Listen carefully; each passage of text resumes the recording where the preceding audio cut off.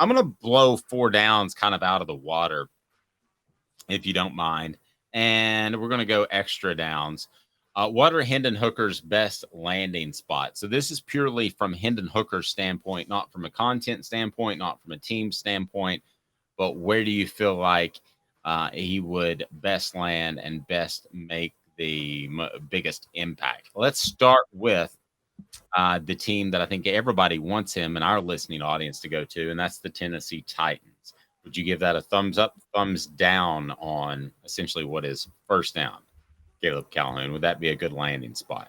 I am I am a Titans fan, but they are undergoing a massive transition now, and I don't know what the future holds. So I'm going to thumbs down that. If this were 2 years ago, I would. If they were sticking with the same philosophy they had 2 years ago, I'd say thumbs up. But I haven't. It's hard for me to figure out what they're trying to do long term. So I'm thumbs downing it now.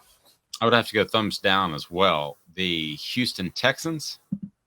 Thumbs down. One of the most incompetent organizations in the history of professional sports. I go thumbs down as well. Indianapolis Colts. I'm going to go thumbs down because they just haven't stuck with any sort of stability the last 3 years. So I can't thumbs up them. I agree. And I'm going to go thumbs down too, because you take out a guy named Peyton Manning, and what has their history been like? Andrew Luck should have been a Hall of Famer. They sent him on suicide. Well, they put him on suicide watch, though, as Stephen A. Smith would say, because they could not put an offensive line around him, forced him into early retirement. What we really found out was Peyton Manning was masking a lot of flaws on that offensive line for years. Well, I think he was masking a lot of flaws in that organization. Oh, I agree. I don't even think look, I've said this, and people, hot take, ready. I would not put Reggie Wayne and Marvin Harrison in the Hall of Fame, even though they're going, because I think they were complete products of Peyton. They would have been average guys if it wasn't for Peyton throwing them the ball. I think they got really lucky drafting Peyton, and I think they almost drafted Ryan Leaf. I think it's that bad of an organization, but they got really lucky with Peyton, and he saved them. The Carolina, so I'm going to go thumbs down. That would be a bad fit. Carolina Panthers, thumbs up, thumbs down? Thumbs down. They're starting over, so they're going to try to find a QB that they start immediately, and I don't think Hooker is a guy that can start immediately. I think he needs to sit for a year. I would think they would have the mindset to sit him, but if you're right... with Frank Reich, maybe, but has the game passed Frank Reich by? Well, and Frank Reich typically likes big quarterbacks. Yeah. And, Hooker's in the 6'2", 6'3" range. Excuse me, but he's not in the 6'5" range. So let me throw a couple of others at you. This was on the list, but the New York Jets, who are supposed to land Aaron Rodgers, I think that would actually be a good fit, Caleb, because he would be able to sit behind Aaron Rodgers. But on the flip side, is Aaron Rodgers going to help you at all, or is he just going to try to get his 2 years up? I'm a major thumbs up on this. Who cares if Aaron Rodgers is going to try to help you? The Jets can help you. I mean, Brett Favre didn't help Aaron Rodgers at all, and the Packers helped him. So I don't think the starting quarterback has to help you. You have to help yourself, and you can learn from the starting quarterback, and the Jets can help him. Now, I think the Jets is a great situation for Hendon Hooker to go to. Okay, so fourth down is the final 4 choices: Falcons, Bucks, Commanders, Raiders. Which would Hendon Hooker be the best fit in? I'd say the Falcons, because I think Arthur Smith and that style of coaching. He's still in Atlanta. He's still the head coach in Atlanta, right? Is who? I'm sorry. I'm sorry. No, I believe he's still Atlanta's head coach. Yes, I think that system works well for Hendon Hooker. So I actually think Falcons would be the best. You never want to play for Washington if you're a quarterback. You can't watch it. It's impossible to handle. It's impossible to handle the amount of adoration you get if you have a little bit of success in Washington. It's impossible to keep it a level head. Ask RG3. Yeah, I don't know that any of these that we mentioned just leap off the page and excite me, other than the Titans, which I think would be a good fit if they took the right direction, which you referred to. Josh McDaniels, who you have at the Raiders, if Hendon Hooker landed at the Raiders, I think that would be a good thing for him. I don't think he's a guy who's going to get into trouble that a lot of me included at 22 years old, probably would have gotten in trouble if I lived in Las Vegas as my first job.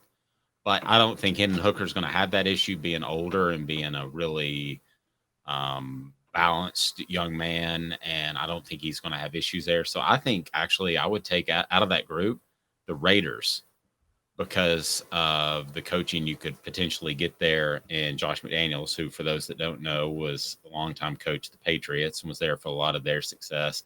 And they have made the signal that they are ready to make the move away from Derek Carr as he's now gone. So there's a clean break there, too, as a backdrop. Out of that group, if you had to pick one, who would you pick, Caleb? Because I'd go the Raiders.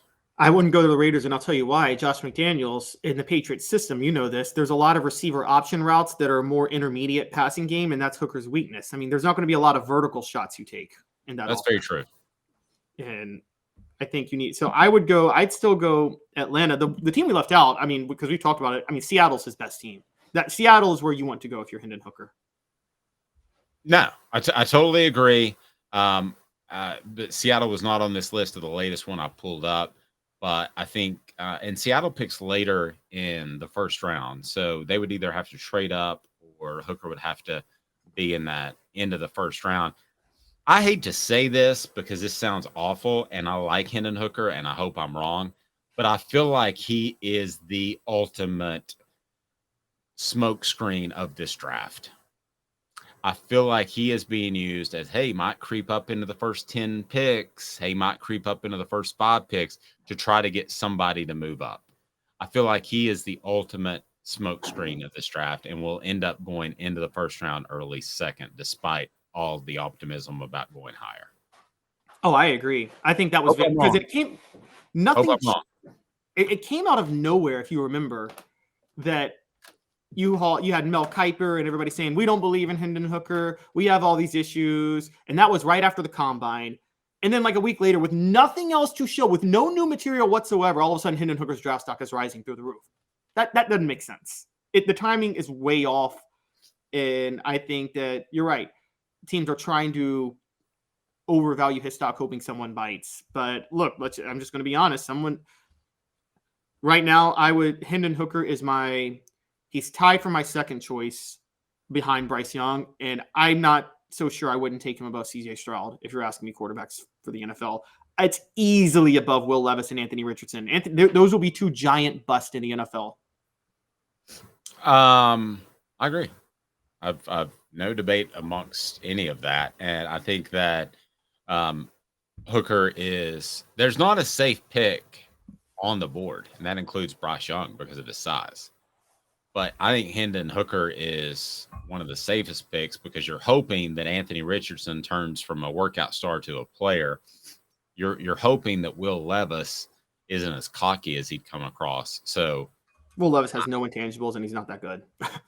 Yeah, and I think that, honestly, if you looked at this group and you looked at them with an objective eye, I think the safest pick is actually, as crazy as it sounds, Hendon Hooker, other than Bryce Young. To me, Bryce Young has a question mark of his size, but he's just such a playmaker. I think it's him and kind of everybody else. However, that being said, I think Hendon Hooker has very few questions about his ability, which doesn't happen a lot for a guy who could float to the beginning of the second round.